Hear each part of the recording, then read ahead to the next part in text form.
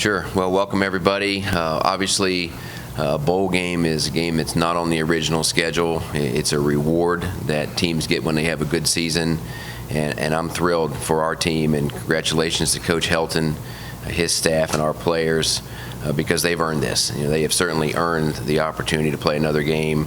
I think especially considering when we were 1-4 and in a tough spot and had lost 3 games by 11 points, a lot of teams might not have handled that really well. But I think the true character of our team and the true leadership in our team showed. And to win 7 in a row decisively, to win the East Division, I'm glad this team has another game because they certainly deserve it.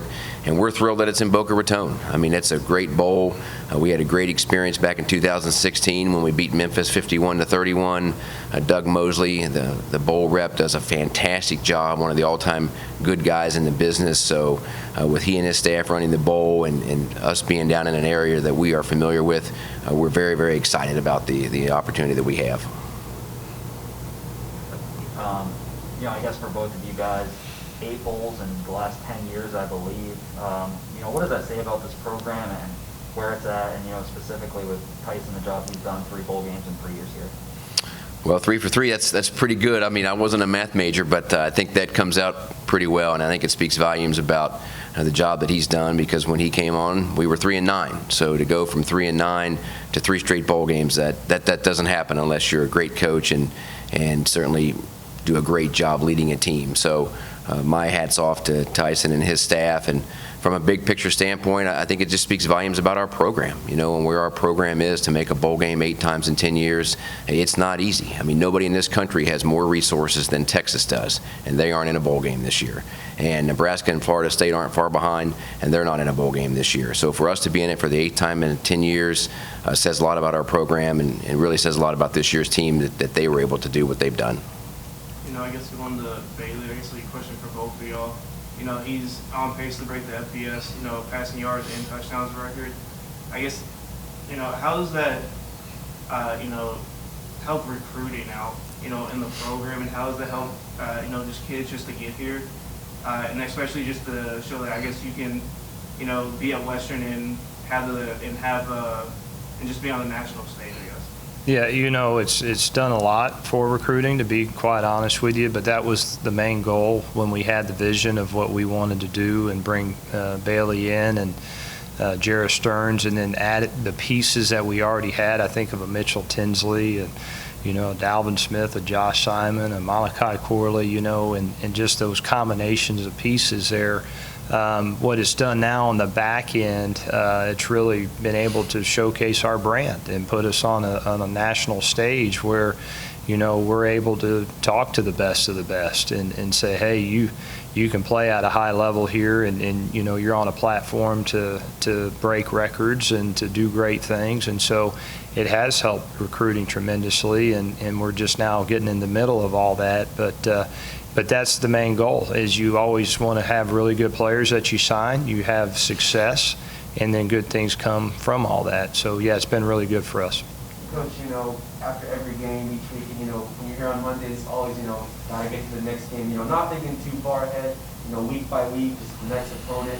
But, you guys have, obviously have work ahead. You got, some time to relax, some time to enjoy yourselves. I mean, just how much is this team really relishing, like Todd said, doing something so big and just, making it to a bowl game in Florida? How excited is the team right now? Well, we're really, really excited. There's no time to relax, so we're hot and heavy in recruiting, and preparations are already begun to get ready for the bowl game against Appalachian State. Our staff right now is already game planning, and then some of the guys are on the road and all those things. But to answer your question, we're ecstatic. Can't think of a better location to be in than Boca Raton to play a game. Always am a warm weather bowl guys. That's the number one thing, is I like warm weather bowls, and so this is the best place to be. And then you get to play a great Appalachian State team. I mean, they've done a great job this year, and it's a great matchup. And so I know our players will be really excited about it as well, and they'll be excited to get ready to go to practice and all those kind of things. We got finals coming up this week, so they'll get time to take finals, and then on the back end of the week we'll start practice and bowl prep. Part of that game plan, includes some trips to the beach, little fun on the sand? Well, we'll enjoy, but the main goal of bowl games is winning bowl games, so we'll keep the main thing, but it's definitely an honor to be there, and it's a reward to be there, and so we'll enjoy every aspect of it for sure, but the biggest part of going to a bowl is getting a big bowl win, and that'll be what's really exciting for our players, and that'll be the main goal. Coach, kind of jumping back to recruiting, obviously Florida is kind of a hotbed for that. No Zach Grant, but following some of the stuff in the transfer portal, with a lot of turnover at some of these Florida schools, how much can a game in a location like this help recruiting? Well, it's huge. It's one of the first things that crossed my mind. We do have players from South Florida. Their families will be there, but there'll also be some local people, I'm sure, that will come to the game and want to watch and see what we're all about, and puts our brand in a hotbed of recruiting. And so, yeah, it's huge for us, and it's a big bonus for us to have the opportunity to play a bowl game down there for sure. Todd, you talk a lot about exposure and what Western Kentucky has done to try to be on the national stage. That's going to be a big day for the athletics program after the bowl game, the men's basketball game here at Diddle, nationally televised game. What is that day, December 18th, what's that going to mean for this athletics department? Well, hopefully it's a really special day. I mean, certainly, as you mentioned, it's a great exposure day. And playing Louisville here in basketball, that'll be our biggest home game of the season. Certainly, they haven't played here since 2014, so that's a big day in and of itself. I'm glad the games aren't exactly at the same time, so our fans can see both. Those that go to Boca can be at the football game and watch the basketball game, and those that don't go can at least watch the football game and then be at the basketball game. I really like the fact there's 7 bowl games that day. That's one of the busiest bowl days, but we're the first one, which I think is really good, because if you think about it, we'll play our game and then it's like a 12-hour highlight loop the rest of the day. I mean, the other 6 games at halftime and post-game, when they're showing highlights of the previous day's action, our game will be part of that. So we will get, obviously, exposure from playing a live TV game on ESPN at the time, but then I think throughout the day also. Todd, for you, you guys made the bowl game last year, even with COVID-19, but, to go back to a bowl game where there's actually going to be fans there, where people don't have to worry about restrictions as much as last year. I mean, just how much does that add an element of excitement to this game? Coach, you can add to that. Well, I think you talk to anybody, especially you talk to our players and our coaches. I mean, when fans are in the stands, I mean, that just brings a dynamic that makes it more exciting for everybody. It brings a level of energy, so much so than obviously when fans aren't there. And I think everybody did a really good job adjusting last year to all the uniqueness of it, but it didn't really feel the same in a lot of respects. And so the fact that this entire season's been much more normal in that regard, and that the bowl game is good for everybody, and our fans like it. I mean, our fans have gotten accustomed to going to bowl games and being able to enjoy the experience. And so the fact that this year is much more like it has been is certainly a good thing. Coach, I kind of asked you about it after Rice, but another game, another year going to a bowl game. Now this is going to be the last one of the year. Nothing else, kind of going on with games. What does it mean to you to be in your third one and your third year here, and what does this mean for the program?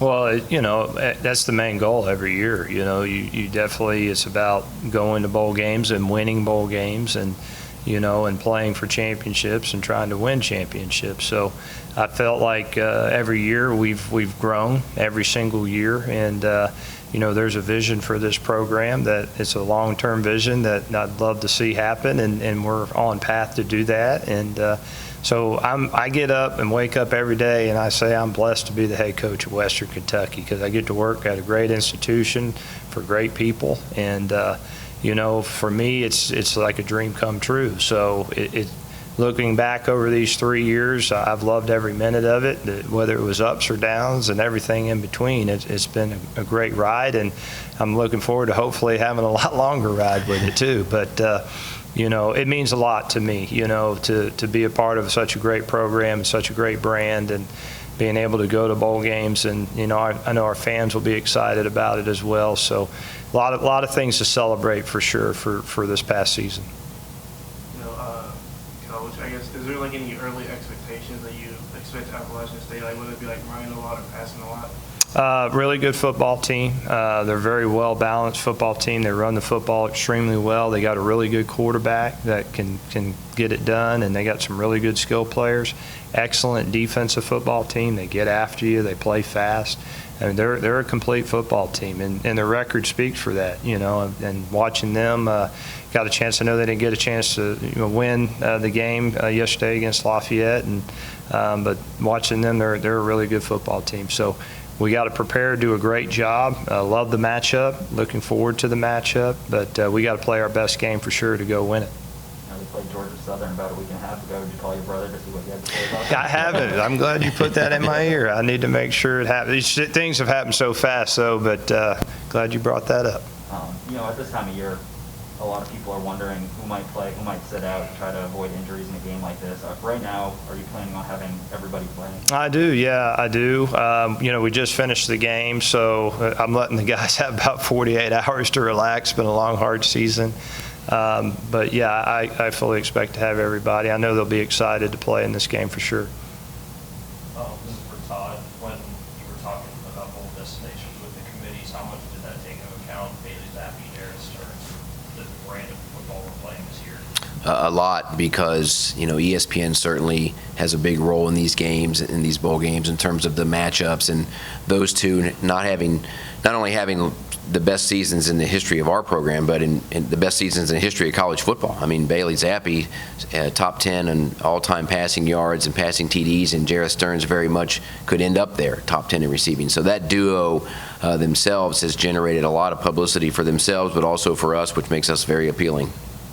Todd, obviously last year Conference USA teams were 0-6 in bowl games, but this year come back, have 8 teams bowl eligible playing in bowl games this season. What does that say about the league as a whole this season? We've always felt that the top half of the league has always been really strong. A 14-team league, that's a lot of teams, and there's always been a few that have struggled and has maybe hurt the overall perception of the league. But the top half has been pretty strong, and I think we've seen that play out this year. And hopefully the conference does well in postseason play, because I think there's some opportunities for some wins there.